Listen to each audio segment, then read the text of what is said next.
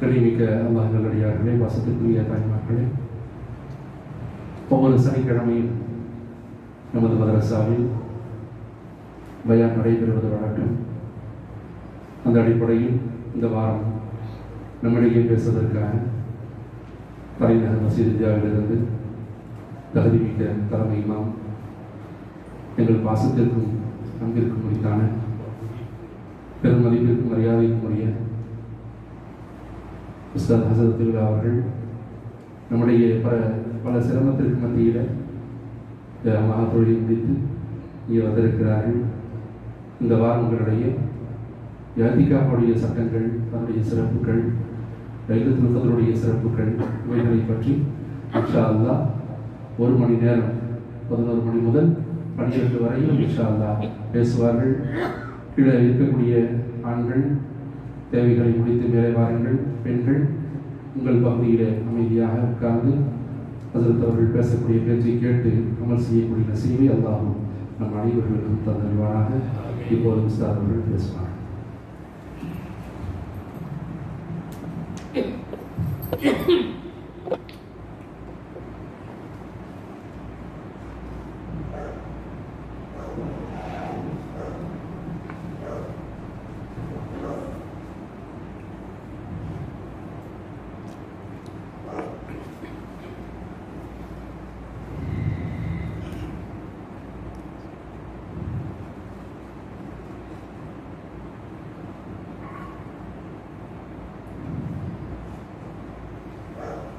هو الحبيب الذي ترجى شفاعته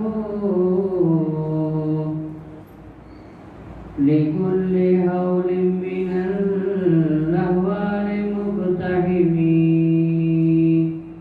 مولاي صل وسلم دائما أبدا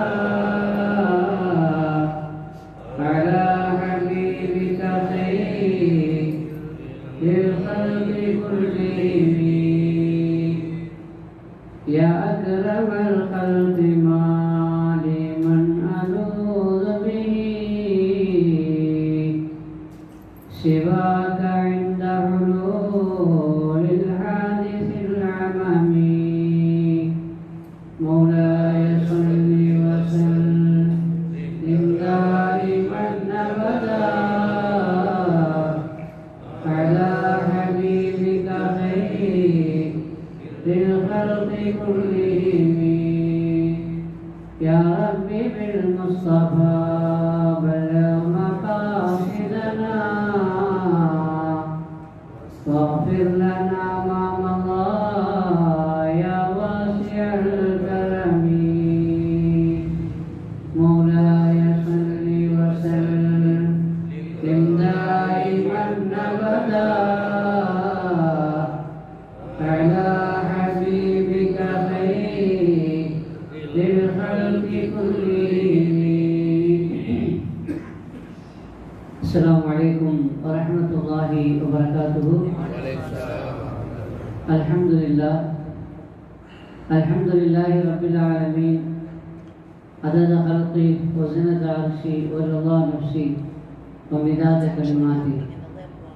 سبحانك لا علم لنا إلا ما علمتنا إنك أنت العليم الحكيم. اللهم صل على سيدنا محمد وعلى آل سيدنا محمد وبارك وسلم عليه. إياك نعبد وإياك نستعين اهدنا الصراط المستقيم صراط الذين أنعمت عليهم غير المغضوب عليهم ولا الضالين آمين. அளவற்ற அருளாளன், நிகரற்ற அன்புடையோன், எல்லாம் அல்ல அல்லாஹுவின் திருநாமத்தால் துவக்கம். அல்லாஹுவை பயந்து நடந்து கொள்ளும்படி வாழ்வின் எல்லா நிலைகளிலும் தக்வாவுடைய வாழ்க்கையை மேற்கொள்ளும்படி முதலாக எனக்கும் உங்களுக்கும் உபதேசம் செய்து கொள்கிறேன். அல்லாஹ்வுடைய பெரும் கிருபையால் புண்ணியம் பூத்து குலுங்குகின்ற, அல்லாஹ்வுடைய அருள்மழை பொழிந்து கொண்டிருக்கிற சங்கையான ரமலானுடைய மாதத்தில் பகற்காலங்களில் நாம் நோன்பு நோட்டு இரவு காலங்களில் நின்று வணங்கி அதிலேயும் குறிப்பாக 20 ரக்காத்தை முழுமையாக தொழுது நிறைவேற்றி அந்த மன நிறைவோடு இங்கே நாம் அமர்ந்திருக்கிறோம். குர்ஆனில்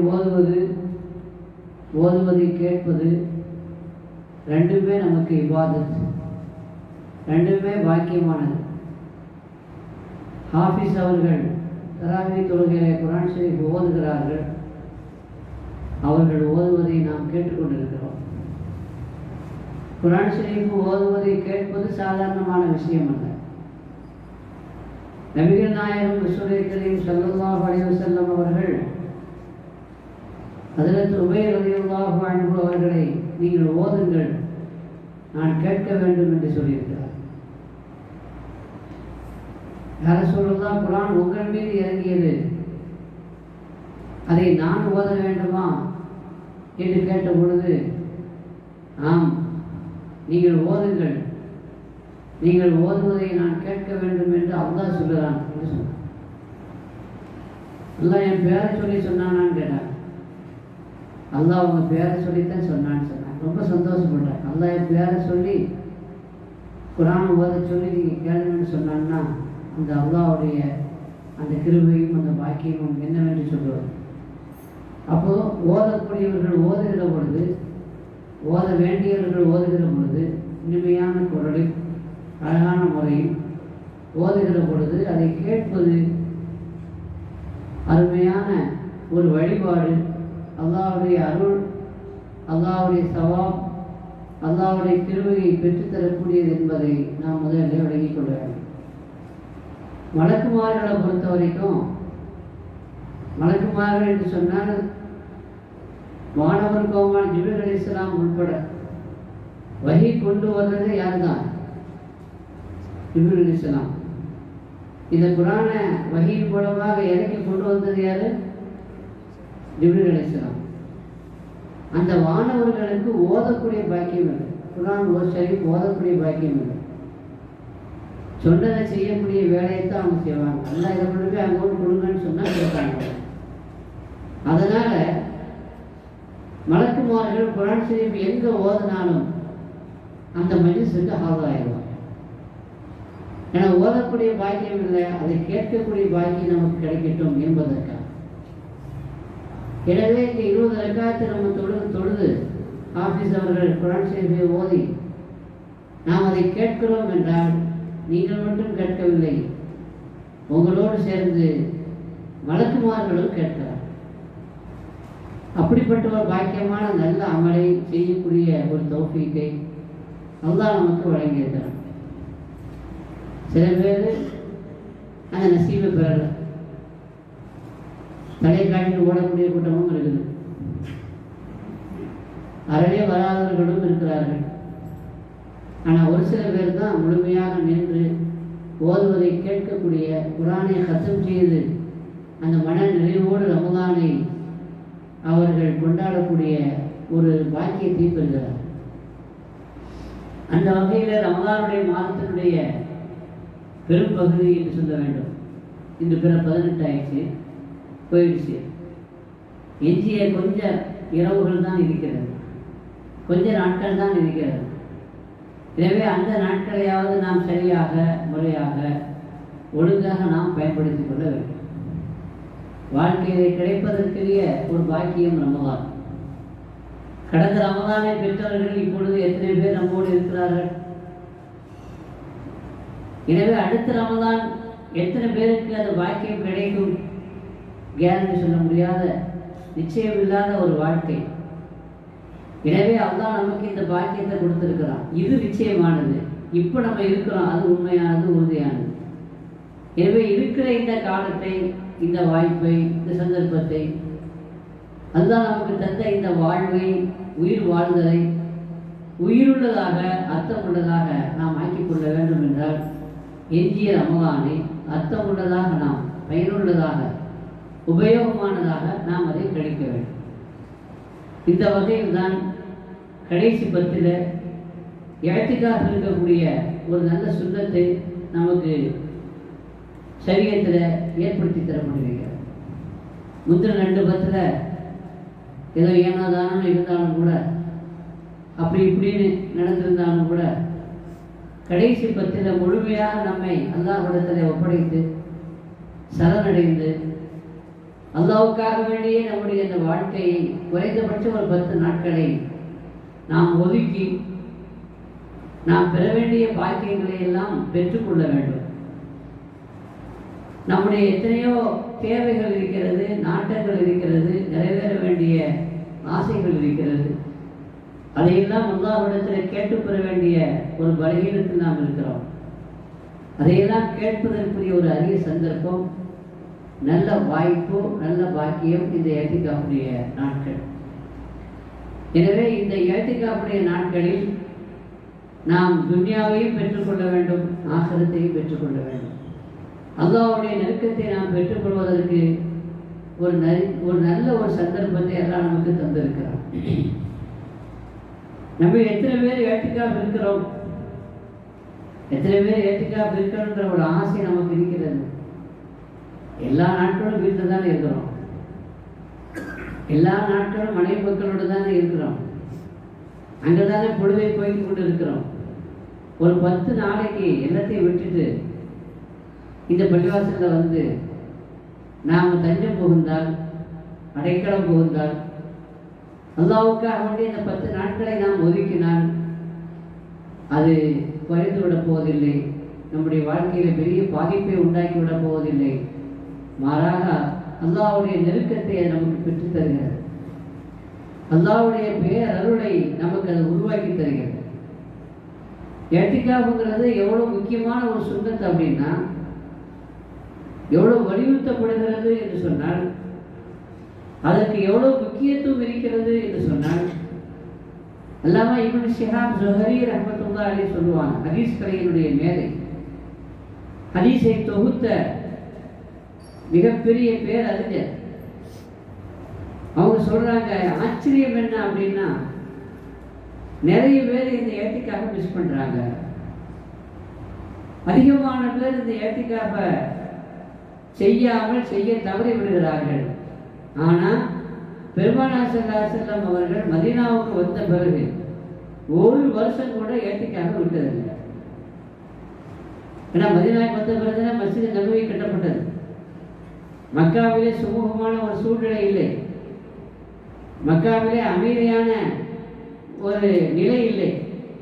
அதனால் அங்கே பள்ளிவாசல் கட்டப்படலை. ஏற்கனவே இருக்கிற மஸ்ஜித் ஹராம் இருந்தது. சுதந்திரமாக தொழுவதற்கும் விவாதம் செய்வதற்கும் கூட அனுமதி கிடைக்கவில்லை. மதீனாவுக்கு வந்த பிறகுதான் மஸ்ஜித் நபவி கட்டப்பட்டது. அப்படி கட்டப்பட்ட பிறகு, மஸ்ஜித் நபவி கட்டப்பட்ட பிறகு பெருமானார் ஸல்லல்லாஹு அலைஹி வஸல்லம் 10 வருஷம் மதீனாவில் இருந்தாங்க. இந்த 10 வருஷத்துல 1 வருஷம் கூட ஏத்திகாஃப் விட்டதில்லைன்னு சொல்றாங்க. பெருமானார் ஸல்லல்லாஹு அலைஹி வஸல்லம் விடாமல் செய்த ஒரு அமலை இந்த உம்மத்தில் பல பேர் மிஸ் பண்றாங்க. இது எவ்வளவு பெரிய அபாக்கியம், இது எவ்வளவு பெரிய கை சேதம் என்பதை நான் எண்ணி பார்க்கிறேன். எந்த அளவுக்கு சொன்னா, ஸல்லல்லாஹு அலைஹி வஸல்லம் எல்லா நாட்களும் எல்லா மாசமும் 10 நாள் ஏத்திகாஃப் இருப்பாங்க ஒவ்வொரு வருஷமும். ஆனா எந்த வருஷம் அவர்கள் வஃபாத்தானார்களோ அந்த கடைசி வருஷத்துல 20 நாள் ஏத்திகாஃப் இருந்தாங்க. அப்படின்னா நம்முடைய தவணைகள் நெருங்கி கொண்டே இருக்கிறது. எத்தனையோ பேருக்கு அல்ல ஆயுசு இடமாகட்டும். ஆனாலும் கூட நமக்கு தெரியும் இல்லையா, ஆனால் நாம் அந்த வயதை கருத்தில் கொண்டு வயது கூட கூட இபாதத்தை அதிகப்படுத்தணும். வயது அதிகமாக அதிகமாக ஆயத்தமாகணும், தயாராகணும். அல்லாஹ் சொல்லுவான், இதா ஜா நஸ்ருல்லாஹி வல் ஃபத்ஹ் வரைத الناس يدخلون في دين الله افواجا. அல்லாஹ்வுடைய உதவியும் வெற்றியும் வந்துவிட்டால், மக்கள் கூட்டம் கூட்டமாக இஸ்லாத்திலே அல்லாஹ்வுடைய மார்க்கத்திலே நுழைய ஆரம்பித்து விட்டால், ஃபஸப்பிஹ் பிஹம்தி ரப்பிக வஸ்தக்ஃபிர், நீங்கள் ரப்பை புகழ்ந்து துதிபாடுங்கள், அவனிடத்திலே இஸ்திக்ஃபார் செய்யுங்கள் என்று அல்லாஹ் உத்தரவிட்டார். எனவே எல்லோரும் இவ்வாறு செய்ய வேண்டும், எல்லோரும் வணங்க வேண்டும், வழிபட வேண்டும், எல்லோரும் தஸ்பீஹ் செய்ய வேண்டும், இஸ்திக்பார் செய்ய வேண்டும். ஆனால் குறிப்பாக வாழ்க்கையினுடைய இறுதி கட்டத்தை நெருங்கிக் கொண்டிருக்கக்கூடியவர்கள் அதிகமாக அதனை கவனம் செலுத்த வேண்டும். நபிகள் நாயகம் ஸல்லல்லாஹு அலைஹி வஸல்லம் அதுக்கு பிறகு சுப்ஹானல்லாஹி வ பிஹம்திஹி சுப்ஹானல்லாஹில் அஸீம் வ பிஹம்திஹி அஸ்தக்ஃபிருல்லாஹ் என்ற தஸ்பீஹ், தஹ்மீத், இஸ்திக்பார் இதை அதிகமாக சொல்ல ஆரம்பித்தார்கள் என்று நாம் பார்க்கிறோம். ஆகவே ரமதானுடைய 10 நாள், எல்லா நாளும் இருக்கிறது அவசியம் இல்லை, 10 நாள், இந்த 10 நாள் ஏற்றுக்காக இருக்கிறதுனால நமக்கு கிடைக்கக்கூடியது என்ன? நமக்கு என்ன கிடைக்க போகுது? பெருமானார் ஸல்லல்லாஹு அலைஹி வஸல்லம் ஏன் 10 நாள் கடைசி 10 ஏற்றுக்காக இருந்தாங்க? ஏற்றுக்காவுடைய நோக்கங்கள்ல பிரதானமான நோக்கம் என்ன அப்படின்னா, லைலத்துல் கத்ரை அடைந்து கொள்வது. இந்த உம்மத்திற்கு அல்லாஹ் கொடுத்த மிகப்பெரிய கிஃப்ட் எது? லைலத்துல் கத்ர். நீண்ட நெடிய காலம் வாழக்கூடிய வாய்ப்பு இந்த உம்மத்திற்கு வழங்கப்படவில்லை. மாபேன சித்தின சபை 60க்கும் 70க்கும் இடையில தான் நம்முடைய ஆயுள் இருக்கிறது. அமார் உம்மத்தி, என்னுடைய உம்மத்தினுடைய ஆயுள் மாபேன சித்தின சபை 60க்கும் 70க்கும் இடையில தான். 70 தாண்டி வண்டி ஓடுதுன்னா போனஸ்ல ஓடுதுன்னு அர்த்தம். நம்ம அல்லாஹ் ரொம்ப சுக்குர் செய்யணும். நிறைய பேர் நீங்க பார்த்தீங்கன்னா அறிமுகம் செய்யும் பொழுது தேவையே இல்லை, அது சொல்ல வேண்டிய அவசியமும் இல்லை, ஆனால் சொல்லுவாங்க 90 வயசாகுது அப்படின்பா. அது எதுக்கு சொல்லணும்? இன்னும் போய் சேராமல் இருக்கான்னு அர்த்தம். அதுதானே 90 வயசு ஆயிடுச்சு அப்படின்னு அது எதுக்கு சொல்லணும்? அப்படி சொல்றாங்கன்னா என்ன? 90 வயசு ஆகியோட போகாமல் இருக்காரு அப்படின்னு. நிறைய பேர் உஸ்தாத் சொல்லுவாங்க, வயசு கேட்டால் கொஞ்சம் வயசு அதிகமாகிட்டுன்னு சொல்லக்கூடாதுமா.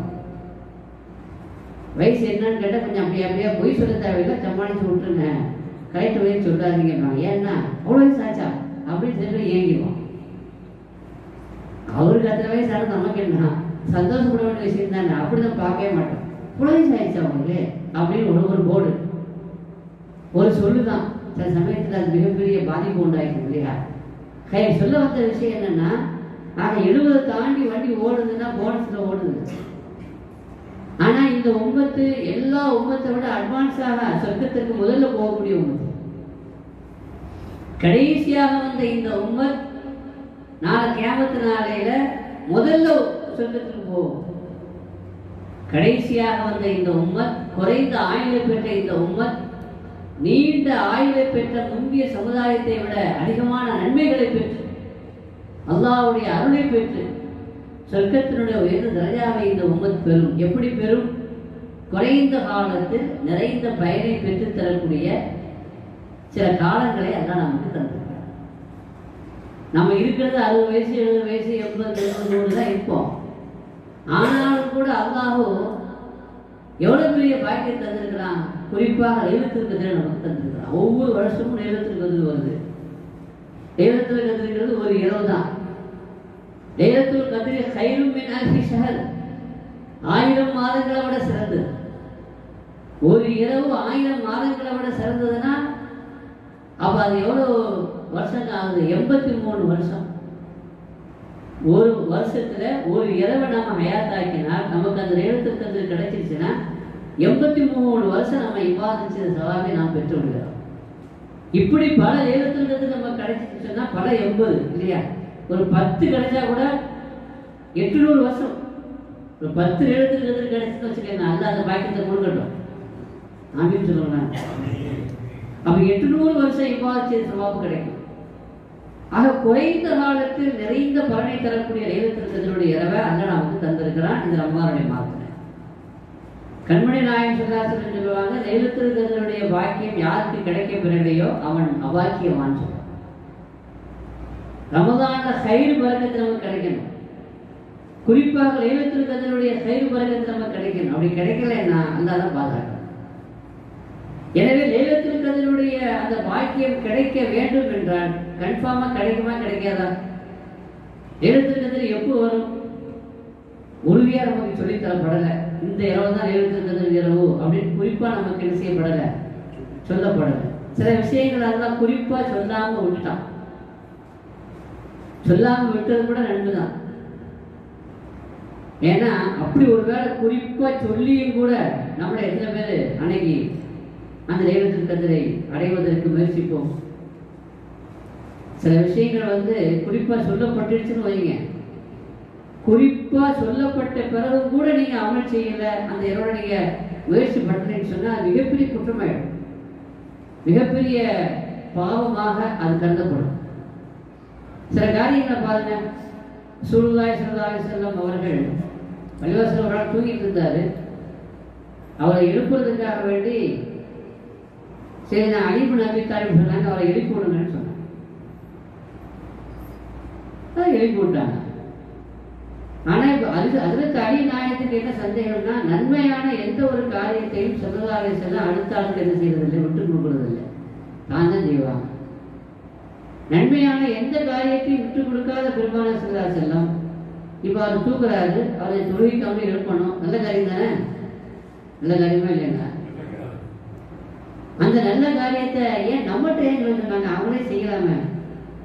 பெருமானார் ஸல்லல்லாஹு அலைஹி வஸல்லம் எந்த ஒரு நல்ல காரியத்தையும் என்ன செய்ய மாட்டாங்க, விட்டு கொடுக்கவே மாட்டாங்க. தான் முந்தி கொண்டு செய்வார். சலாம் சொல்றது இருக்குது, யார் முந்தி கொண்டு சலாம் சொல்றாங்களோ அவங்க தான் சிறப்புக்குரியவர் இல்லையா?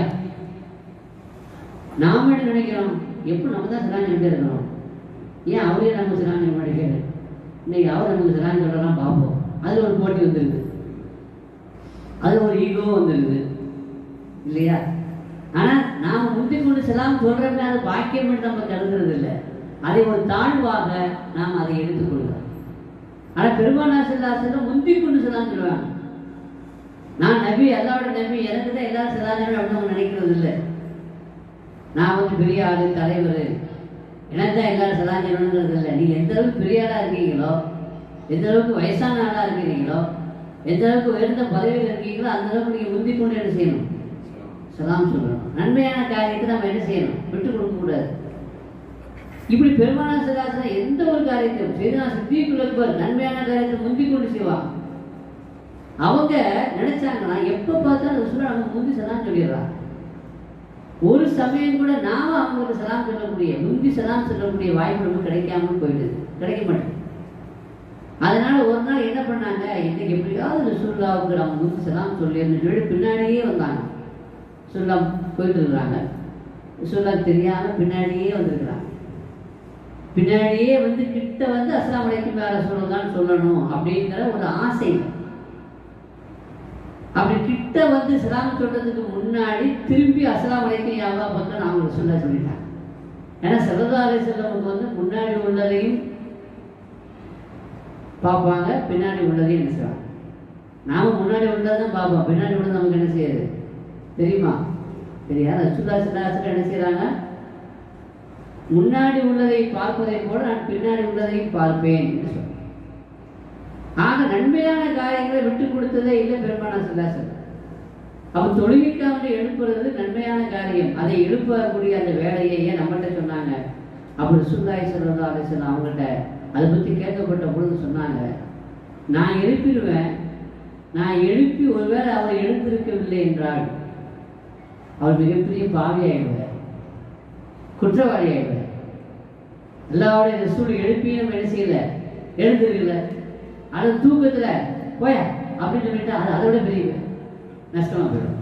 தூக்கத்துல தான் சொல்றோம் சில விஷயங்கள் எரிச்சல்ல, ஆனா அது அல்லாஹ்வுடைய ரசூல் என்று வருகிற பொழுது அவங்க எழுப்பி நம்ம எழுந்திருக்கலன்னா, அல்லாஹ்வுடைய ரசூல் கூப்பிட்டாங்கன்னு உடனே என்ன செய்யணும், உடனே என்ன செய்யணும், போகணும்.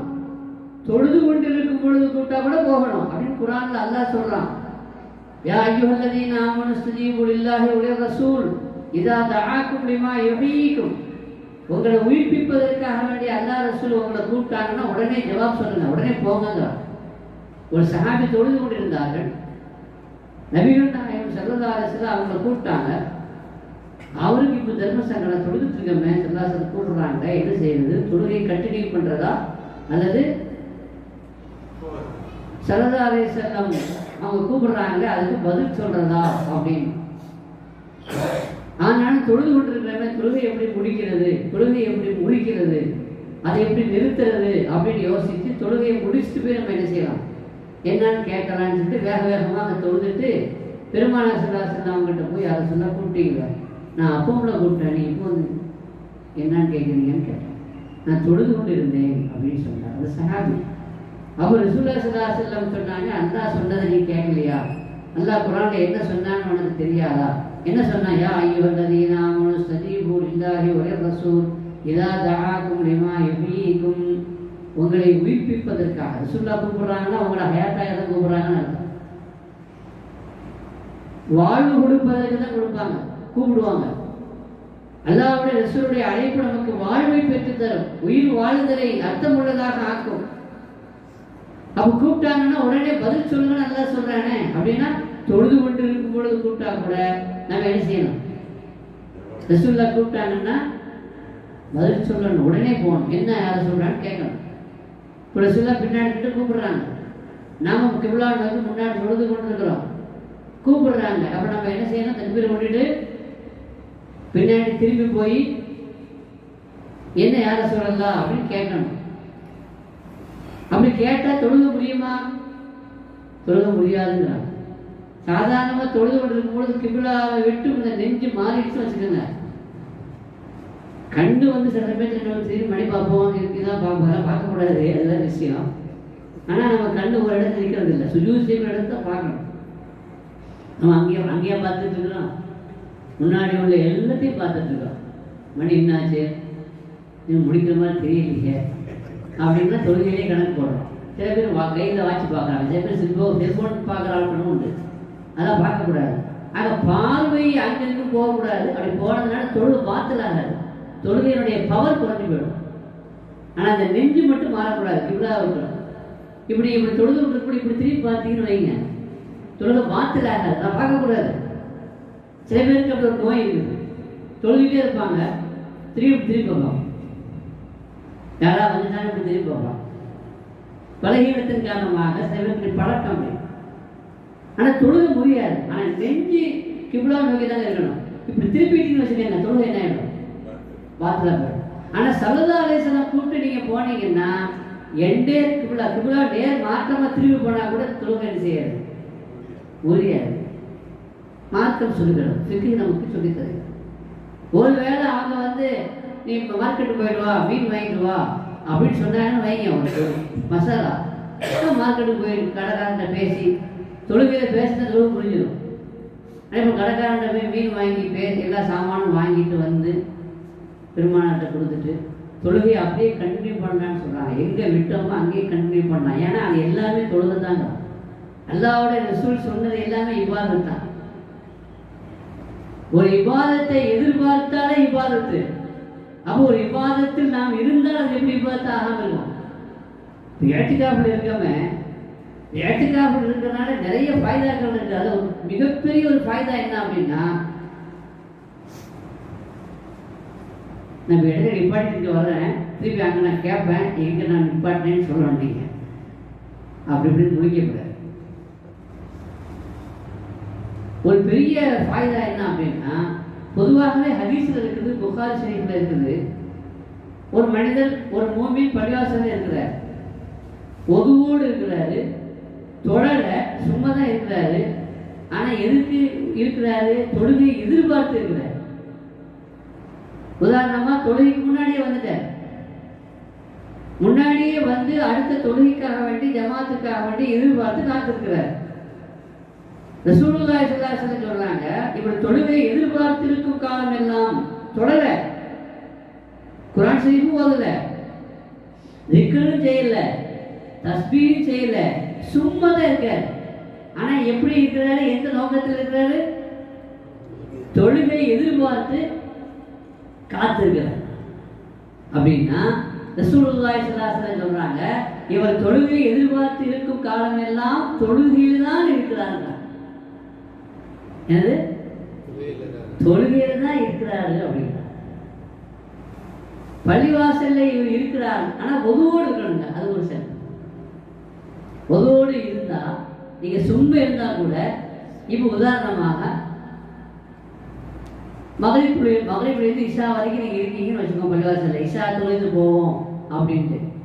ஆனால் ஒருவோடு இருக்கிறீங்க அப்படின்னா மகரிப் டு இஷா நீங்கள் சுன்னத்தை தொழுதுட்டு சும்மா இருந்தால் கூட நீங்கள் அந்த இடைப்பட்ட அந்த 1 மணி நேரம் இடைவெளியில் ஃபுல்லாக நீங்கள் என்ன செய்கிற மாதிரி தான், தொழுத மாதிரி தான்ங்கிறாங்க சொல்லுதாகி. இப்போ நீங்கள் கற்பனை பண்ணுங்க, கொஞ்சம் யோசனை பண்ணுங்க. ஏற்றிக்காக இருக்கிறீங்க, 10 நாள் ஏற்றிக்காக இருக்கிறீங்க, 10 நாளும் ரெடியாக தான் இருக்கீங்க, தொழுகைக்காக வேண்டி காத்திருக்கிறீங்க, விவாதத்துக்காக வேண்டியே இருக்கிறீங்க, தொழுகை எதிர்பார்த்து இருக்கிறீங்க, விவாதத்துக்காக வேண்டி இருக்கிறீங்க. அப்படின்னா நீங்கள் 10 நாள், ஒரு நாளைக்கு 24 மணி நேரம் அப்படின்னா அந்த 24 மணி நேரமும் தொழுகையில தான் இருக்கிறீங்க. இந்த பாக்கி யாரும் கிடைக்கும்? அப்படி 10 நாள் இரவும் பகலும் நீங்கள் சும்மா இருக்கும் பொழுது ஒதுவோடு நீங்க இருந்தீங்கன்னா பள்ளிவாசல்ல, அதனால ஏத்திக்காக இருக்கும் பொழுது ஒது இல்லாமல் இருக்கக்கூடாதா அப்படின்னு கேட்காதீங்க. ஒது இல்லாமல் பள்ளிவாசல்ல இருக்கலாம், தப்பு இல்லை, இந்த சவாபு கிடைக்காது. ஒது முடிஞ்சு ஒதுவை செய்யுமா அவசியம் இல்லை, ஆனால் ஒதுவோடு இருக்கிறது நல்லது என்றைக்குமே பொதுவாக. அதே குறிப்பாக பள்ளிவாசலில் இருக்கும் பொழுது ஒதுவோடு இருக்கிறது ஏத்திக்காப்புக்கு சரித்து இல்லை என்றாலும் கூட, ஏத்திக்காப்பு நிபந்தனை உட்பட்டது அல்ல என்றாலும் கூட நாம் ஒதுவோடு இருக்கணும். அப்படி ஒதுவோடே மேக்சிமம் இருந்தோம்னு சொன்னால் நீங்கள் 10 நாள் இருந்தீங்கன்னா நீங்கள் தொழுத போக தொழாத நேரத்திலையும் கூட என்ன என்ன அவங்களுக்கு சவாபு கிடைக்குது, தொழுது சவாபு கிடைக்குது. இதை விட என்ன பாக்கியம் வேணும்? இதை விட என்ன பாக்கியம் வேணும்? ஒன்று. ரெண்டாவது, இப்படி பள்ளிவாசல்ல காத்திருக்கும் பொழுது, விவாதத்திற்காக வேண்டி காத்திருக்கும் பொழுது நபிகள் நாயகம் ஸல்லல்லாஹு அலைஹி வஸல்லம் சொல்றாங்க, மலக்குமார்கள் அவருக்கு துஆ செய்றாங்க. யாருக்காக துஆ செய்றாங்க? யாரு பள்ளிவாசல்ல இபாதத்துக்காக வேண்டி காத்திருக்கிறாங்க. ஏத்திகாஃப்ங்கிறது இபாதத்துக்காக வேண்டி நம்ம காத்து தான் இருக்கிறோம், இபாதத்துக்காக வேண்டி நம்ம அர்ப்பணித்துக் கொண்டு விட்டோம் இல்லையா? எனவே அவருக்காக வேண்டி மலக்குமார்கள் துஆ செய்றாங்க. ஹதீஸ்ல வருது, யுஸல்லி அலைஹி, மலக்குமார்கள் அவருக்கு ஸலவாத் ஓதுறாங்க, நமக்கு நம்பி ஸலவாத் ஓதுறாங்க. அல்லாஹும்ம ஃபிர் லஹு வர்ஹம்ஹு, நமக்காக துஆ செய்றாங்க. என்ன துஆ செய்றாங்க? யா அல்லாஹ், அவருக்கு நீ கிருபை செய்வாயா, அவருடைய பாவத்தை மன்னிப்பாயா. ரமதான ரஹ்மத்துடைய பத்திர ரஹ்மத்தை கேட்டோம், இது மகஃபிரத்துடைய பத்து, மகஃபிரத்தை கேட்டுக்கொண்டு இருக்கிறோம். இந்த ரெண்டும் கிடைச்சிடும் ஏத்திகாஃப் இருந்தீங்கன்னா. ஏன்? மலக்குமார்கள் நமக்காண்டி என்ன செய்யறாங்க? என்ன செய்யறாங்க? துஆ செய்யறாங்க. மலக்கு துஆ செய்ய அது கன்ஃபார்மா கபூலுங்க. ஏன்னா மலக்கு அவங்க இஷ்டத்துக்கு செய்யறதில்லை. அல்லாஹ் குர்ஆன்ல சொல்றான், லா யஸ்பிகூனஹு பில் கௌல் வஹும் பிஅம்ரிஹி யஅமலூன். எதையும் அவங்க தங்க இஷ்டத்துக்கு செய்யறதில்லை, அல்லாஹ்வுடைய உத்தரவு இல்லாம எதையும் செய்ய மாட்டாங்க. வயஃபஅலூன மா யுமரூன், எது அவங்களுக்கு உத்தரவிடப்படுகிறதோ அதைத்தான் அவங்க செய்வாங்களே தவிர இல்லாதது செய்ய மாட்டாங்க. வேட்டுக்காக இருக்கக்கூடியவங்க அவங்களுக்காண்டி அல்லாஹும்ம ஃபிர் லஹு வர்ஹம்ஹு என்று மலக்கு துஆ செய்யறாருன்னா அது அல்லாஹ்வுடைய அனுமதியின் பேரில், அல்லாஹ்வுடைய உத்தரவின் பேரில் அவங்க துஆ செய்யறாங்க. இப்போ நமக்கு ரமதான ரஹ்மத்து கிடைச்சதா கிடைக்கலையா, மகஃபிரத்து கிடைச்சதா கிடைக்கலையா தெரியல. ஆனால் ஏத்திகாஃப் இருந்தால் கண்டிப்பாக கிடைச்சிடும். ஏன்னா யார் துஆ செய்யறா? மலக்குமார்கள் துஆ செய்யறாங்க. மலக்கினுடைய துஆ கிடைக்கணுமானா நம்ம என்ன செய்யணும்? மலக்கினுடைய துஆ நமக்கு எப்போ கிடைக்கும்? இபாதத்திற்காக வேண்டிய நம்மளை ஆக்கிக் கொள்கிற பொழுது, நம்மை தயார்படுத்திக் கொள்கிற பொழுது அந்த பாக்கியம் நமக்கு கிடைக்கப்பட்டுள்ளது. இது அல்லாம இன்னொரு விஷயம் பாருங்க, பள்ளிவாசல்ல இருக்கிறது அப்படின்னா ஏற்றுக்காப்புல என்னங்க 10 நாளைக்கு பள்ளிவாசல்லையே நம்ம இருக்கிறோம். யாரு எந்த இடத்துல இருப்பாங்க, எந்த இடம் அவருக்கு பிடிக்குமோ அங்கதான் இருப்பாங்க. இப்போ நம்ம வீட்டில் போய் நம்ம இருக்கிறோன்னு சொன்னா வீட்டில் நம்ம இருந்து நமக்கு இஷ்டம் இல்லையா? நமக்கு இஷ்டம் இல்லாத இடத்த போய் நம்ம இருக்க மாட்டோம்ல. இப்போ பள்ளிவாசல்ல 10 நாளைக்கு இருக்கிறோம் அப்படின்னா வேற பார்த்தீங்கன்னா போதும், தொடர் முடிஞ்ச உடனே ஓடுறது. பள்ளிவாசல்ல இருக்கிறது அப்படிங்கிறது அவங்களுக்கு அவ்வளவு இஷ்டமாக இருக்காது, முடிஞ்ச உடனே ஓடுவாங்க. இப்போ நீங்க 10 நாளைக்கு பள்ளிவாசல்ல இருக்கிறதாக உறுதிமொழி எடுத்துக்கொண்டீர்கள் ஏத்திகாஃபின் மூலமாக அப்படின்னா உங்களுக்கு இந்த பள்ளிவாசல் ரொம்ப மஹப்பத்துக்குரியதாக ஆகிவிட்டது. நீங்க பள்ளிவாசல ரொம்ப லைக் பண்றீங்கன்னு அர்த்தம், உங்களுக்கு ரொம்ப பிடிச்சு போச்சுன்னு அர்த்தம். பள்ளிவாசல் உங்களுக்கு பிடிச்சு போச்சுன்னா, பள்ளிவாசலோட கல்வி டச் ஆயிடுச்சு அப்படின்னு சொன்னா அதனால கிடைக்கக்கூடிய ஃபைதா என்ன?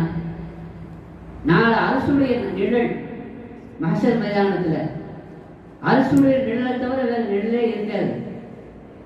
அந்த மாதிரியான ஒரு சமயத்தில் அந்த அரசுடைய நிழல் யாருக்கு கிடைக்கும்? எத்தனை பேருக்கு கிடைக்கும்? எத்தனை பேருக்கு கிடைக்கும்? 7 பேர் கிடைக்கும். எத்தனை பேர் கேட்டிருக்கோம்? இந்த அறிவு நிறைய பேர் சொல்லியிருப்பாங்கல்ல, அல்லாஹ்வுடைய அரசுடைய நிழல் எத்தனை பேருக்கு கிடைக்கும்? 7 கூட்டத்தாருக்கு கிடைக்கும். எத்தனை பேருக்கு கிடைக்கும்? 7 கூட்டத்தாருக்கு கிடைக்கும் அப்படின்னு ரசூலுல்லாஹி ஸல்லல்லாஹு அலைஹி வஸல்லம் நமக்கு சொல்றாங்க. அந்த 7 கூட்டத்தார் அரசுடைய நிழல் சொன்னா என்ன? நம்ம ஏசியிலேயே இருக்கிறதுனால அந்த நிழலுடைய அருமை நமக்கு தெரியல. வெயிலின் அருமை நிழல் தான், அதாவது நிழலின் அருமை வெயிலில் தான் தெரியும். நம்ம வெயில் போனால் தானே, வீட்டில் இருந்தாலும் ஏசியில் உட்காந்துருக்கோம், காடியில் போனாலும் ஏசி, எல்லாம் ஓசி இல்லையா? அதனால வெயிலே நமக்கு படவே இல்லை. அதனால வெயிலுடைய கொடுமை, அதனுடைய கடுமை நமக்கு தெரியல. அதனால நமக்கு கொஞ்சம் வெயில போய் பாருங்க எப்படி இருக்குன்னு. ஊர்ல வெயில் கொளுத்துருக்கலாம், இங்கேயும் கூட அல்லாவோட பெரிய கிருபை மழையும் பெய்யுது. வெயில் காலையில வெயில் அடிச்சாலும், நல்ல வெயில் அடிச்சா கூட மாலையில மழை வந்துடுது. இது அல்லாவோட பெரிய கிருபை. நீங்க வெயில போய் பார்த்தாக்கா வெயிலுடைய கடுமை உங்களுக்கு புரியும். இதுவும் இத்தனைக்கு சூரியன் எத்தனையோ கோடான கோடி மைல்களுக்கு அப்பால் சூரியன் இருக்கு இல்லையா? பக்கத்துல இருக்கு. கோடான கோடி மைல்களுக்கு அப்பால் சூரியன் இருக்கும் பொழுது இந்த வெயில் நம்மளால என்ன செய்ய முடியாது, தாங்கிக் கொள்ள முடியாது.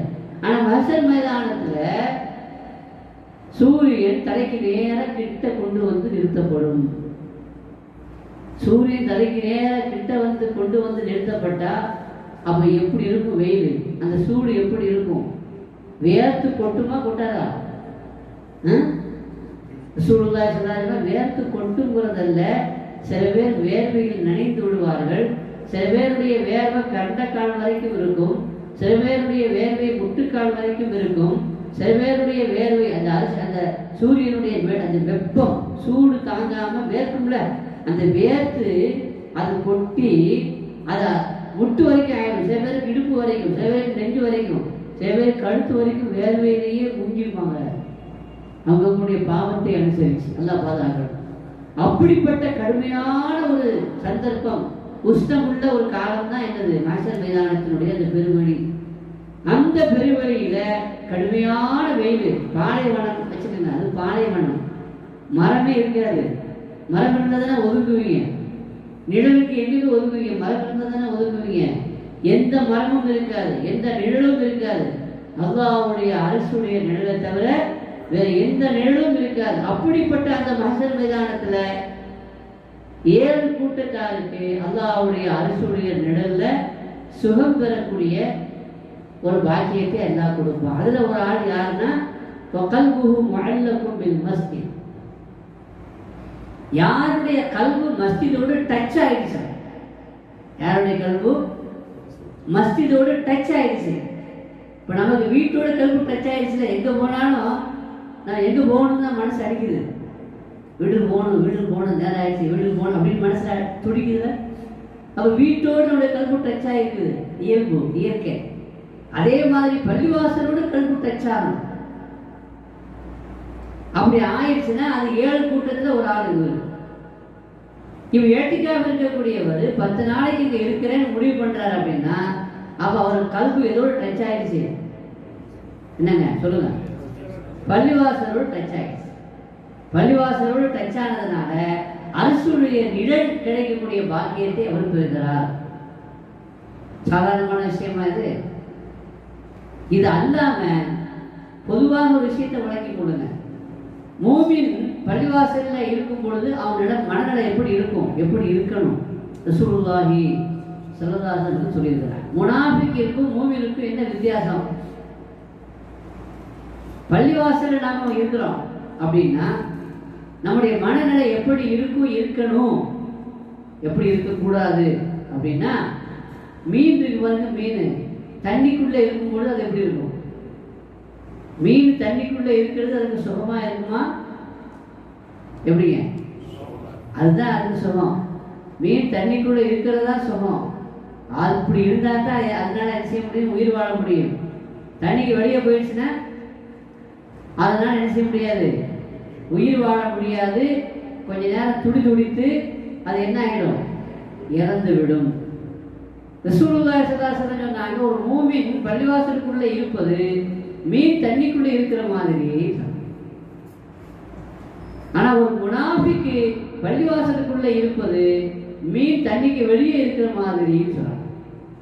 இப்ப நீங்க உங்களை மனசாட்சி தொட்டு நீங்க யாரு, மூமினா முனாஃபிக்கா முடிவு செய்து கொள்ளலாம்.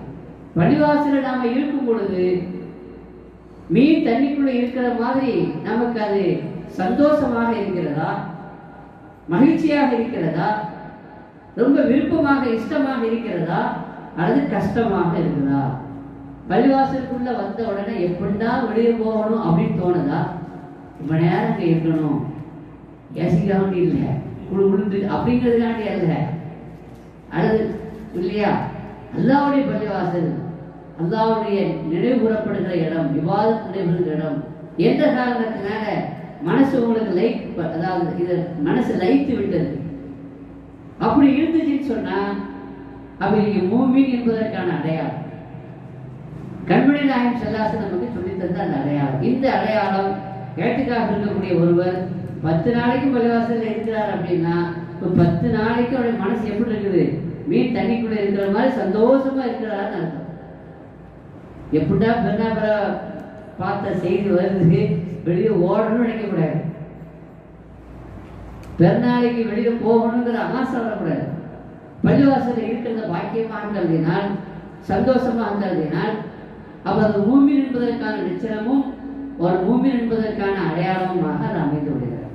ஆக சொல்ல வந்த விஷயம் என்னவென்றால், தூமா நபி ஸல்லல்லாஹு அலைஹி வஸல்லம் அவர்கள் ஏன் இந்த 10 நாள் ஏத்திகாஃப் இருந்தாங்க அப்படின்னா, லைலத்துல் கத்ரை அடைவதற்கான மிகச்சிறந்த ஒரு வழி அதுதான். ஆரம்பத்துல ரமதானுடைய முதல் 10 இருந்தாங்க லைலத்துல் கத்ரை தேடி. அந்த முதல் 10 என்ன செய்யல, லைலத்துல் கத்ரை வரல. அப்புறம் நடுப்பத்துல ஏத்திகாஃப் இருந்தாங்க லைலத்துல் கத்ரை தேடி. அப்பவும் லைலத்துல் கத்ரை நடுப்பத்துல என்ன செய்யல, வரல. அதுக்கு பிறகு கடைசி 10 ஏத்திகாஃப் இருந்தாங்க, லைலத்துல் கத்ரை தேடி. அதுக்கு பிறகு எல்லா வருஷமும் கடைசி 10 தான் லைலத்துல் கத்ரை தேடி ஏத்திகாஃப் இருந்து அதை அடைந்து கொண்டார்கள். அப்படின்னா அப்ப லைலத்துல் கத்ருடைய வாய்ப்பு அதிகமாக கிடைக்கக்கூடிய வாய்ப்பு எப்பதாங்க, நம்ம குறிப்பா சொல்லப்படல. இதுதான் லைலத்துல் கத்ர் இரவு நமக்கு என்ன செய்யப்படல, சொல்லப்படல. ஆனாலும் கூட குறிப்பா சொல்லப்படாததுக்கு ஒரு ஹைருன்னு சொன்னோம். ஏன்னா பெருமானார் ஸல்லல்லாஹு அலைஹி வஸல்லம் குறிப்பாக சொல்லி நாம அந்த இரவை சரியாக பயன்படுத்த தவறினால், அன்னைக்குமே பஜார்ல போய் நின்று வேடிக்கை பார்த்துட்டு இருந்தோம்னு சொன்னா, அன்னைக்கும் வீட்டில் உட்கார்ந்துருந்தோம்னு சொன்னா, அது நமக்கு மிகப்பெரிய நஷ்டமாக, அது ஹலாக்குண்டான காரணமாக, அழிவுக்குண்டான காரணமாக அமைந்துவிடும். எனவேதான் ஸல்லல்லாஹு அலைஹி வஸல்லம் அவர் தூங்கி கொண்டது, அவர் நான் ஏன் எழுப்பினேன்னா, நான் எழுப்பி அவர் எழுந்திருக்கலன்னா, சாதாரணமாக நம்ம எழுப்பி ஒரு ஆள் எழுந்திருக்காட்டால் பாவம் இல்லை. ஆனா பெருமானார் ஸல்லல்லாஹு அலைஹி வஸல்லம் எழுப்பி அவர் எழுந்திருக்கலன்னு சொன்னா அது என்ன ஆயிடும், ஏன்னா தொழுவீர்கள் என்று கூப்பிட்டாலே என்ன பதில் சொல்லணும். எனவேதான் ஹதீஸ்ல வருது, ரசூலுல்லாஹி ஸல்லல்லாஹு அலைஹி வஸல்லம் பாங்கு சொன்னதே இல்லை. ஆனா பாங்கு சொன்னதுக்கு நிறைய சிறப்பு இருக்குது. நாளை கியாமத்து நாளையில அத்துவலும் நாசி அயனாக்கா, எல்லாரும் நிற்கும் பொழுது யார் பிலாலாக இருந்து அல்லாஹ்வுக்காக அதான் சொன்னாங்களோ அவங்களுடைய தலை உயர்ந்து காட்டப்படும், அவங்களுடைய அந்தஸ்து உயர்த்தி காட்டப்படும். எல்லாருக்கும் தெரியும். இப்போ யாருக்கு பெரிய கூட்டத்தில் யாரை நம்ம பார்க்க முடியும், விஐபியோடைய அந்தஸ்துல பெரிய ஸ்டேஜில் யார் இருக்காங்களோ அவங்கள தானே எல்லாரும் பார்க்க முடியும். அப்படின்னா பிலாலுடைய அந்தஸ்து அந்ததுக்கு உயர்வானது. அப்படி சிறப்புக்குரிய அந்த பிலால் அந்த பாங்கு சொல்லக்கூடிய அந்த நன்மையான காரியத்தை ஸல்லல்லாஹு அலைஹி வஸல்லம் செய்திருக்கிறாங்களா? ஒரு தடவை கூட பாங்கு சொன்னது இல்லைன்னு சொல்றாங்க. ஏன் பாங்கு சொல்லல? ஸல்லல்லாஹு அலைஹி வஸல்லம் பாங்கு சொன்னாங்கன்னு வைங்க. இப்போ உதாரணமா ஹய்யா அலா ஸலா, தொழுகைக்கு வாருங்கள் சொல்ல கூப்பிடுறாங்க. அப்படி தொழுகைக்கு வாருங்க ரசூலுல்லாஹ் கூப்பிட்டாங்கன்னா பதில் சொல்றது வாஜிபா போயிடும். கண்டிப்பா ஜமாத்துக்கு வந்தே ஆகணும். வீட்டில் எந்த வேலையில் இருந்தாலும் சரிதான். எல்லாருக்கும் உடனடியே வேலையை விட்டு வர முடியுமா? வீட்டில் இருந்து ஜமாத்துக்கு வர்றது எல்லாருக்கும் எல்லா சமயத்திலும் என்ன செய்யாது, வாய்ப்பு இருக்காதுல்ல. முக்கியமான வேலையில் இருப்பாரு, ஏதாவது தொழுகையிலிருந்து கூப்பிட்டாலே என்ன உடனே கேட்கணும். அப்புறம் ரசூலுல்லாஹ் ஹய்யா அலா ஸலாத் தொழுகைக்கு வாருன்னு கூப்பிட்டா யார் எங்க இருந்தாலும் என்ன வேலையில் இருந்தாலும் என்ன முக்கியமான ஒரு நிலையில் அவர் இருந்தாலும் அதை என்ன விட்டுட்டு வருவது அவசியமா போயிடும். ஜமாத்துக்கு வர்றது வாய்ப்பா போயிடும். அது அந்த உம்மத்துக்கு சிரமம். எந்த ஒரு காரியத்தையும் நன்மையை கருதி மட்டும் ரசூலுல்லாஹ் செய்ய மாட்டாங்க. உம்மத்துக்கு சிரமமாகிவிடக்கூடாது என்பதை கருத்தில் கொள்வார்கள்.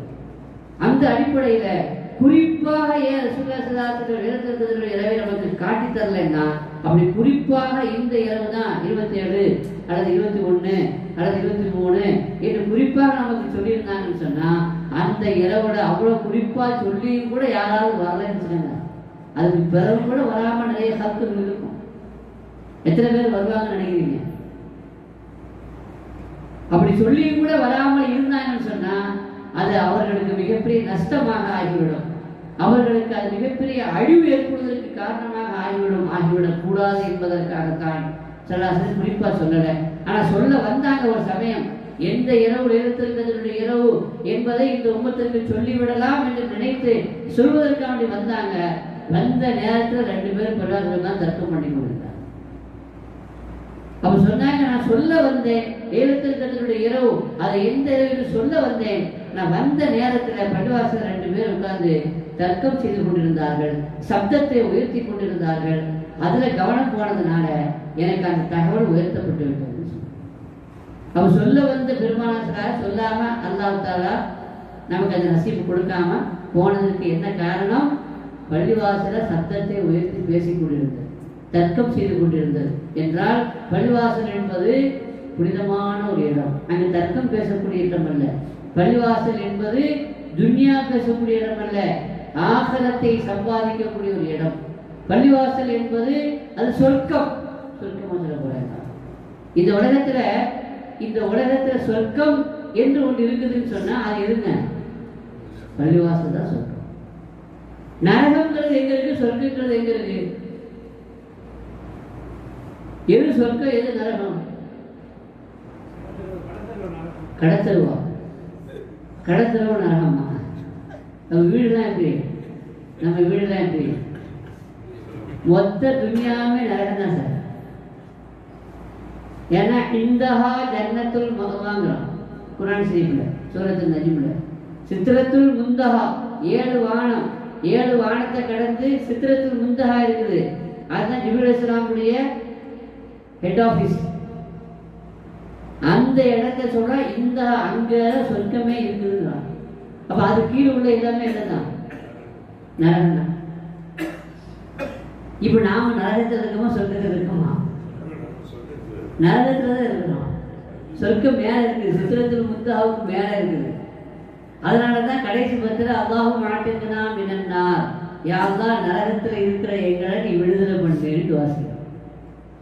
விடுதலை செய்யுன்னு யார் துவா செய்வா? ஒரு ஆள் ஜெயிலில் இருக்கிறாருன்னா ஜெயிலில் இருக்கிற அவரை விடுதலை பண்ணுன்னு கேட்பான். இதுதான் அர்த்தம். ஒரு ஆள் வெளியில தான் இருக்கிறாரு, அவரை போய் நீ விடுதலை பண்ணு கேட்குமா? என்ன பேசாம இருக்கீங்க? ஜெயிலில் இருக்கிற ஆளை விடுதலை செய்யணும்னு சொல்லுவோமா, அல்லது வெளியில் இருக்கிற ஆளை விடுதலை செய்யணும்னு சொல்லுவோமா? வெளியில் இருக்கிறாரு, ஜெயிலில் உள்ள ஆளை தான் விடுதலை செய்யணும்னு சொல்லுவோம். இப்போ நரகத்தில் நாம இல்லை, நரக சொர்க்கத்தில் இருக்கிறோம், நரகத்துக்கு வெளியே இருக்கிறோம்னா அல்லாஹும்ம அஅதினா மினன்னார், யா அல்லாஹ் எங்களை நரகத்திலிருந்து விடுதலை செய்வாயாக. இந்த துஆவுக்கு அர்த்தம் இருக்குதா? அர்த்தம் இல்லை. அப்ப நரகத்திலிருந்து விடுதலை செய் அப்படி நம்ம கேட்கணும்னா என்ன அர்த்தம்? நாம கிடக்கிறதே எங்கதான்? நீ நரகத்துக்கு போக தேவையில்லையா? இருக்கிறதே எங்கதான்? நரகத்துக்கு தான் இருக்கிறோம். நீனும் சரி நானும் சரி எல்லாமே எங்கதான் போகணும்? அல்லாஹும்ம அஅதினா மினன்னார். அதுக்கு என்ன கேட்கிறோம்? வாதகில்ல ஜன்னத்தை யா ரப்பல் ஆலமீன். நரகத்திலிருந்து விடுதலை செய்துட்டு எங்களை சொர்க்கத்துக்கு அட்மிஷன் கொடு, சொர்க்கத்தில் பிரவேசிக்க செய்கிறோம். இன்னும் அட்மிஷன் கிடைக்கல நமக்கு. இங்க விடுதலை பண்ணாதானே அட்மிஷன் கிடைக்கும். அப்ப இந்த உலக துன்யா இருக்கு பாருங்க, இது எல்லாமே நரகம் தான். நம்ம அடிக்கடி ஒரு ஆயத்து கேள்விப்படுவோம், வஅத்தஸிமூ பிஹப்லில்லாஹி ஜமீஆ, அல்லாஹ்வுடைய கயிற்றை பற்றி பிடித்துக் கொள்ளுங்கள். குர்ஆன்ல சொல்றானா இல்லையா? வஅத்தஸிமூ பிஹப்லில்லாஹி ஜமீஆ, அல்லாஹ்வுடைய கயிற்றை பற்றி பிடித்துக் கொள்ளுங்கள். அல்லாஹ்வுடைய கயிறை கொண்டு உத்தேசம் என்ன? குர்ஆன் சரி. இப்ப கயித்தை பிடிச்சுக்கங்க அப்படின்னு யார்கிட்ட நம்ம சொல்லுவோம்? கைத்தை பிடிச்சிக்கப்பா அப்படின்னு யார்கிட்ட சொல்லுவோம்? யார் குழியில் இருக்கிறான்னு அவன்கிட்ட சொல்லுவோம், கைத்தை பிடிச்சிக்க நான் மேலே தூக்குறேன். இல்லை, கைத்தை பற்றி பிடித்துக் கொள்ளுங்கள், நான் உங்களை மேலே தூக்கி விடுகிறேன் என்று சொல்லுவோம். குழியில அகப்பட்டு கொண்டவனை, நரகத்தினுடைய படுகுழியில் விழுந்து கிடக்கிற இந்த சமுதாயத்தை குர்ஆன் என்ற கயிற்றை அல்லாஹ் இறக்கி அதன் வழியாக மேலே தூக்குவதற்கு அல்லாஹ் ஏற்பாடு செய்தான். ஆக நாம இருக்கிறது துன்யா எல்லாமே நமக்கு நரகம்தான்.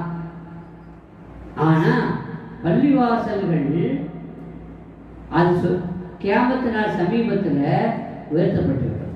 ஏன்னா பள்ளிவாசல் சொர்க்கம். பள்ளிவாசல் இப்போ கம்பம் பள்ளிவாசல் நாங்கள் இருக்கிறோம்னா நம்ம நரகத்திலே இருக்கோம் அப்படின்னு நினைக்கிறீங்க. பள்ளிவாசல் நரகத்தில் இருக்கக்கூடிய ஒரு சொர்க்கம்.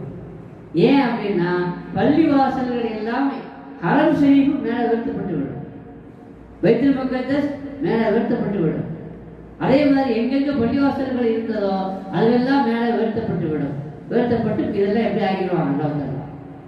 ஆக பள்ளிவாசல் என்பது சொர்க்கம். நீங்க ஏட்டிக்காக இருக்கிறீங்கன்னா 10 நாளைக்கு உள்ள இருக்கீங்கன்னு சொன்னா, உள்ள இருக்கீங்கன்னா நீர் உள்ள இல்லை, பள்ளிவாசலுக்கு உள்ள இருக்கீங்கன்னு சொன்னா நீங்க சொர்க்கத்துக்குள்ள இருக்கீங்க. இதை விட என்ன பாக்கியம் வேணும்? நரகத்திலிருந்து விடுதலை உங்களுக்கு கிடைத்து விட்டது, சொர்க்கத்திற்கு உள்ளே வந்து விட்டீர்கள் என்றார். ஆக லைலத்துல் கத்ரை அடையக்கூடிய வாய்ப்பு கன்ஃபார்மா கிடைக்குது. பள்ளிவாசலோடு நமக்கு இருக்க ஒரு டச்சு, அந்த இணைப்பு, அந்த கனெக்ஷன் உறுதி செய்யப்படுகிறது, இறுதி செய்யப்படுகிறது. இதுவெல்லாம் நம்முடைய உயர்வுக்கும் நம்மளுடைய முன்னேற்றத்திற்கும் நம்முடைய இறை நெருக்கத்திற்கும் காரணமாக அமைகிறது என்பது மட்டுமல்ல, வாழ்க்கையில எத்தனையோ தேவைகள் நமக்கு இருக்குது துனியாவோட ஆசிரத்தில். அந்த தேவைகள் நிறைவேறதுக்கு அல்லாட்ட துவா செய்யலாம். அல்லாட்ட எப்படி துவா செய்யலாம்? அப்படி துவா செய்யப்படும் துவா கபூல் ஆகுமா இல்லையா? எப்போ கபூல் ஆகும்? இய்யாக நஅபுது வ இய்யாக நஸ்தஈன். எடுத்தோடனே துவா செய்து அல்லாஹ் கபூல் செய்ய மாட்டான். முதல்ல என்னன்னா இய்யாக நஅபுது, உன்னையே வணங்கி அதுக்கு பிறகு உன்னிடத்துல உதவி தேடுகிறோம். அல்லாஹ்விடத்துல உதவி தேடணுமானா, அல்லாஹ்விடத்துல நம்ம துவா செய்யணுமானா முதல்ல என்னென்ன செய்யணும்? இபாதத் செய்யணும். அல்லாஹ் இபாதத் செய்து போட்டு அல்லாஹ்ட்ட கேட்டோம்னா அல்லாஹ் என்ன செய்வான்? கொடுப்பான். இஅ்திகாஃப்ங்கிறது முதல்ல நோன்பு வைக்கிறீங்க, அது ஒரு இபாதத். ரெண்டாவது ஜமாத்தோடு தொழுகிறீங்க 5 வேளை 10 நாளைக்கு, அது ஒரு இபாதத்.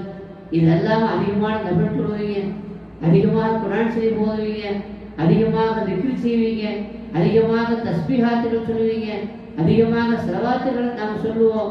எல்லாம் இபாதத். இந்த இபாதத்தின் கூட ஏற்கனவே நம்ம சொல்லியிருக்கிறோம், பள்ளிவாசல்ல இபாதத்தை எதிர்பார்த்து இருந்தாலே தொழுகதான். பள்ளிவாசல்ல இபாதத்தை எதிர்பார்த்து இருந்தாலே தொழுகதான். ஏத்திக்காப்புல நம்ம சும்மா இருந்தாலே தொழுது கொண்டிருக்கிற மாதிரி தான். இது எல்லாமே நம்ம தொழுகின்றோம், இது எல்லாமே குர்ஆன் ஷரீஃப் ஓதுகிறோம், இது எல்லாமே தஸ்பீஹாத்துகள், இது எல்லாமே வணக்க வழிபாடுகள். இது எல்லாம் செய்து அல்லாஹ்ட்ட துவா செய்யும் பொழுது இந்த துவா என்ன ஆகும்?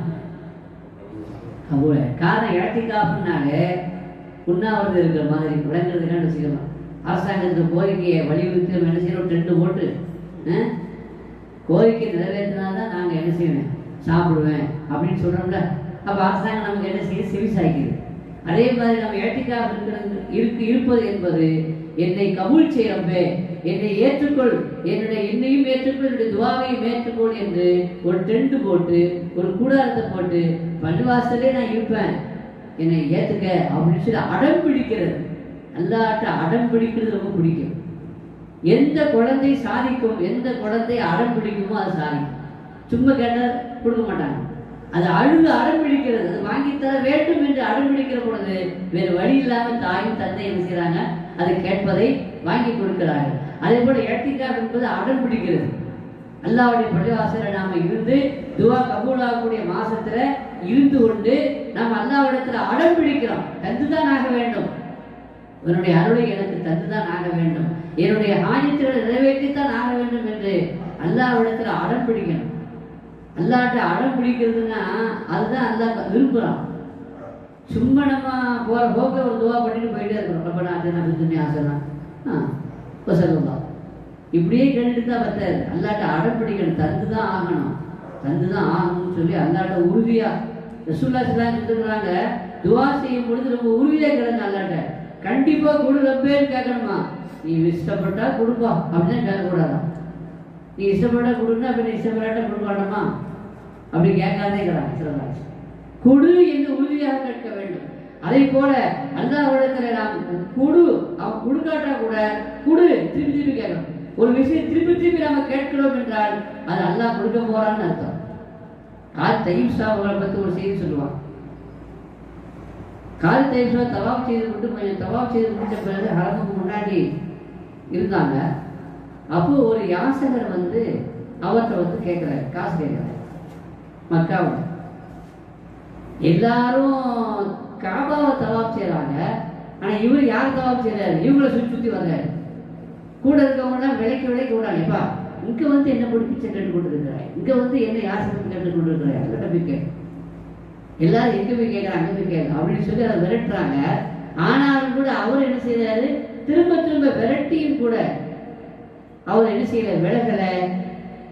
திரும்ப திரும்ப கார் தையிப் அவங்களுடைய அந்த குழுவை சுத்தி சுத்தி வந்து ஏதாவது தாங்க, ஏதாவது கொடுங்க பைசா அப்படின்னு கேட்டுக்கிட்டே இருந்தாங்க. கார் தையிப் சொன்னாங்க, அவர் விரட்டாதீங்க அப்படின்னு சொன்னாங்க. ஏன் விரட்டாதீங்கன்னு சொன்னா, எல்லாரும் காபாவை தவாப் செய்யறாங்க, இவர் நம்மளை தவாப் செய்யறாரு, இன்னும் விரட்டாம என்ன செய்யறதுன்னு கேட்கும்போது சொன்னாங்க, இல்ல எப்படி துவா செய்யறது என்பதை இவர் நமக்கு கற்றுத் தருகிறார். நீங்க விரட்டிங்கள போன்னு விரட்டிங்க, விரட்டியும் கூட அவர் என்ன செய்யல, விலகி போகல. திரும்ப திரும்ப வந்து கேட்கிறாருல, இதே மாதிரிதான் அல்லாட்ட திரும்ப திரும்ப கேளுங்க, தராட்டாலும் கேளுங்க. திரும்ப திரும்ப கேட்டீங்கன்னா அவன் கொடுப்பான், கொடுக்காம இருக்க மாட்டான். கொடுக்காம விடாதீங்க அல்லாவ. எப்படி அவர் நம்மகிட்ட வாங்காம, சில பேர் பார்த்தீங்கன்னா அவன்கிட்ட வாங்காம போறதுன்னு முடிவோடு இருப்பான். அப்படி வாங்காம போறது இல்லைன்னு முடிவோடு இருந்து வாங்கிட்டு போவாங்க. அப்படி சில பேர் இருக்கிறாங்க. அது மாதிரி நாம் அல்லாஹ்விடத்துல வாங்கித்தான் செல்ல வேண்டும் என்ற உறுதியோடு நம்பிக்கையோடு நாம் அல்லாஹ்விடத்துல ஏத்திக்காவுடைய சமயங்களில் கேட்கிற பொழுது நம்முடைய எல்லா வாஞ்சத்துகளும் நிறைவேறும், நம்முடைய எல்லா தேவைகளும் நிறைவேறுகிறது, நம்முடைய எல்லா நோக்கங்களும் நிறைவேறுகிறது, நம்முடைய நாட்டங்கள் நிறைவேறுகிறது. இதெல்லாம் 10 நாள் பள்ளிவாசல்ல நம்ம அல்லாஹ்வுடைய சிந்தனையிலேயே மூழ்கி இருக்கிறோம். துன்யாவுடைய அந்த அல்லாஹ்வை மறந்த சூழ்நிலையை விட்டும், அல்லாஹ்வை விட்டு கவனத்தை திசை திருப்பக்கூடிய உலகம் தானே இது. எங்கு போனாலும், எங்கு சென்றாலும், எங்கு திரும்பினாலும் நம்முடைய கவனங்களை சிதறடிக்கக்கூடிய உலகமாக இருக்கிறது இல்லையா? நம்முடைய நினைவை மழுங்க செய்யக்கூடியதாக இருக்கிறது. அல்லாஹ்வுடைய கவனத்தை விட்டும், அல்லாஹ்வுடைய நினைவை விட்டும், அல்லாஹ்வுடைய தியானத்தை விட்டும் நம்மை இந்த உலகத்தின் பக்கம் இழுத்து செல்லக்கூடிய இந்த கவர்ச்சியான இந்த உலகத்தினுடைய அமைப்பை, சூழலை விட்டுவிட்டு பள்ளிவாசல்ல நாம் அல்லாஹ் அல்லாஹ் என்ற நினைவோடு நாம் இருக்கணும். பள்ளிவாசல் இருக்கும்போது சல்லாஸ் ஏத்திக்காக இருக்கும் பொழுது சும்மா இருக்க மாட்டாங்க. அவங்க படுக்கக்கூடிய அந்த பெட்டை அங்கே போட்டுருவாங்க. பெருமானா சல்லாசனை எந்த பெட்டில், எந்த படுக்கையில, எந்த விரிப்பில், பெட்டுனா நம்ம அந்த மாதிரி இல்லை, எந்த விரிப்பில் சல்லாசனம் படுப்பாங்களோ அந்த விரிப்பை அங்கே கொண்டு வந்து போட்டு விடுவார்கள். அல்லது எந்த கட்டில் அல்லது எந்த படுக்கையில அவங்க படுப்பாங்கிறது மட்டுமல்ல, பெருமானா ஸல்லல்லாஹு அலைஹி வஸல்லம் அவர்கள் ஏத்திகாஃப் இருப்பதற்கென்று ஒரு தனி கூடாரம் போடப்பட்டுவிடும். அந்த கூடாரத்து கூட தான் இருப்பாங்க. 10 நாளைக்கு ஏத்திகாஃப் இருந்தாங்கன்னா தொழுகை ஜமாத்துக்கு மட்டும் தான் வெளியே வருவாங்க. மற்ற நேரத்துக்குள்ள என்ன செய்வாங்க, உள்ளதான் இருப்பாங்க. அதே மாதிரி ஏத்திகாஃப் இருக்கக்கூடியவர்களுக்கு நாம் என்ன செய்யணும், தனியாக ஏதாவது திரை போட்டு அவங்கள தனியாக உள்ளே இருந்து தியானத்தில், விக்கிரில், வெளிக்கவனம் இல்லாமல் அவர்கள் விக்கிரில் இருப்பதற்குண்டான வாய்ப்பையும் வசதிகளையும் ஏற்பாடுகளையும் நாம் செய்து கொடுக்க வேண்டும். தொழுகை ஜமாத்துக்கு மட்டும் வெளியே வர்ற மாதிரி பெருமானா ஸல்லல்லாஹு இருப்பாங்க. எங்க ஸல்லல்லாஹு ஏத்திகாஃப் இருப்பாங்க, எந்த இடத்துல ஸல்லல்லாஹு ஏத்திகாஃப் இருப்பாங்க? உஸ்துவானே தௌபா என்று ஒரு தூண் இருக்குது. ரவுதாவுக்கு போனவங்களுக்கு தெரியும். மதீனாவுடைய ரவுதாவுக்கு போகக்கூடிய பாக்கியத்தை நமக்கு தருவானாங்க. அதுல உஸ்துவானையே தௌபா என்று ஒரு தூண் இருக்குது. தௌபாவுடைய தூண் என்று பேர். அங்கதான் ரசூலுல்லாஹி ஸல்லல்லாஹு அலைஹி வஸல்லம் ஏத்திகாஃப் இருப்பதற்குண்டான டென்ட் போடப்பட்டிருக்கும். அங்கே தான் விரிப்பு விரிக்கப்பட்டிருக்கும், அங்கே தான் படுத்திருப்பாங்க. தௌபாவுக்கு அவனே அங்கே 2 ரக்காத் தொழுது துவா செய்து அல்லாஹ் நம்முடைய தௌபாவை என்ன செய்வோம், ஏற்றுக்கொள்வோம். ஒரு சஹாபியுடைய தௌபா, அந்த தூணில் அவர் தன்னை கட்டி கொண்டார்.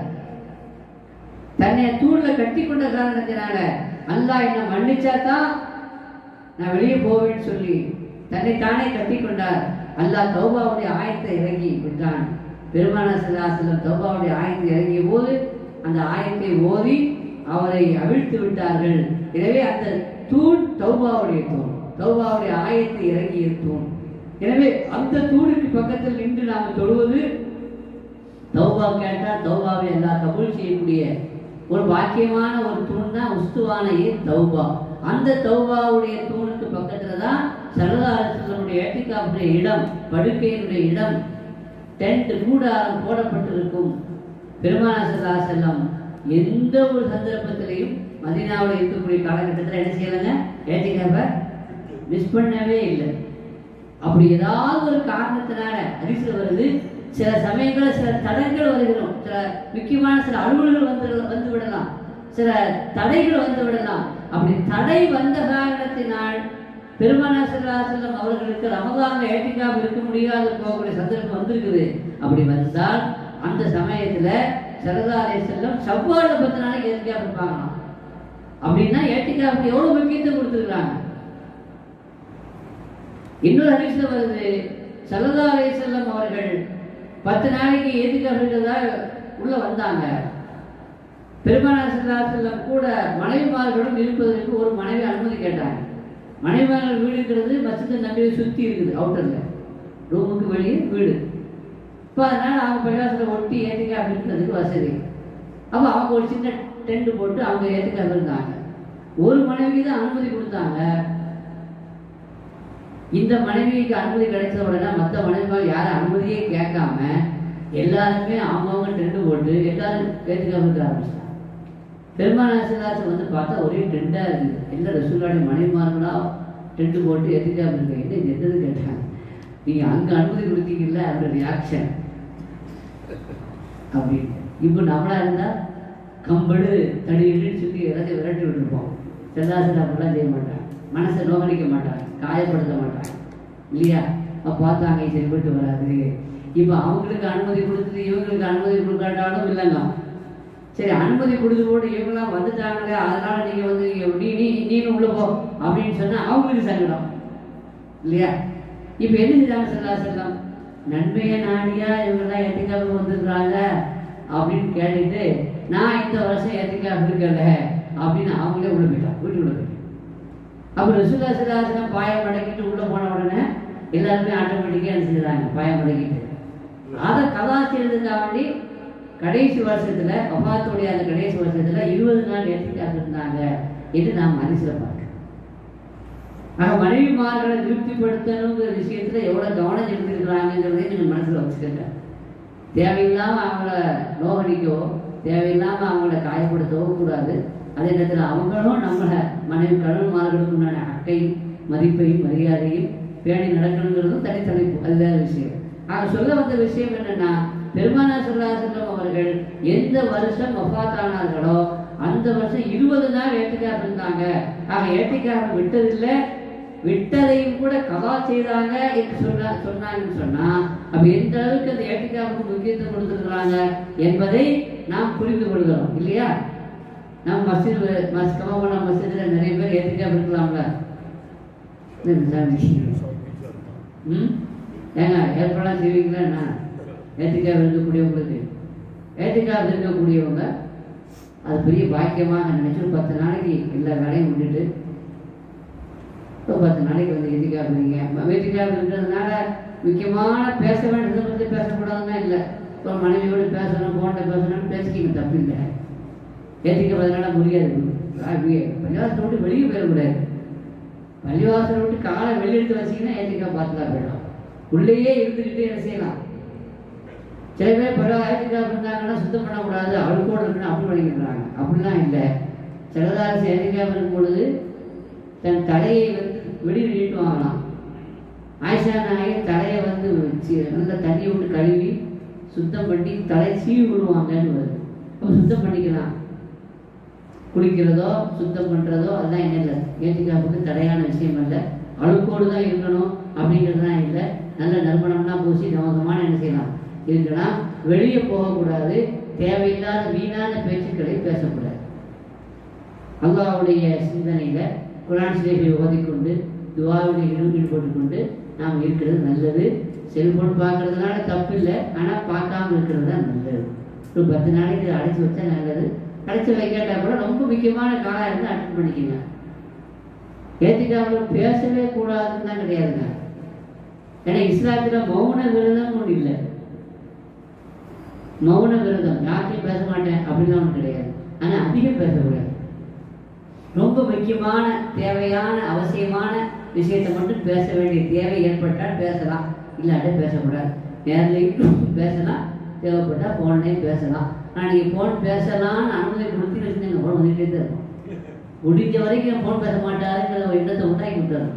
ஏற்றிக்கலாம் இருக்காங்க, ஃபோனில் அட்டன் பண்ண மாட்டாங்கன்னு சொன்னீங்கன்னா அவர் ஃபோன் பண்ணுறது தவிர்ப்பாங்க.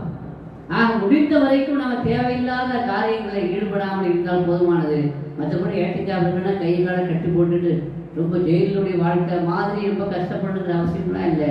நாம் ராகத்தாக இருந்து ராகத்தாக இவாதம் செய்து நாம் கேட்க வேண்டியதெல்லாம் அல்லாஹ்விடத்துல கேட்டு அல்லாஹ்வுடைய அருளை பெற்றுக்கொள்வதற்குண்டான மகத்தான ஒரு சந்தர்ப்பம், மகத்தான ஒரு வாய்ப்பு ரமலான்ல கிடைக்குது.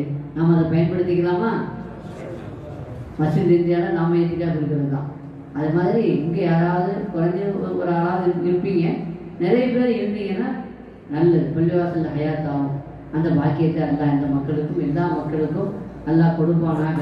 பிஹக்கி செய்தினா முஹம்மத் வஆலி செய்தினா முஹம்மத் ஸல்லல்லாஹு அலைஹி வஸல்லம் வஆஹிரு தஅவானா அனில் ஹம்துலில்லாஹி ரப்பில் ஆலமீன். அஸ்ஸலாமு அலைக்கும் வரஹ்மத்துல்லாஹி வபரகாத்துஹு.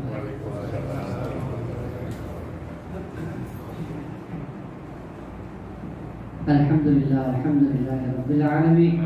حمدا يوافي نعمه ويكافئ مزيدا.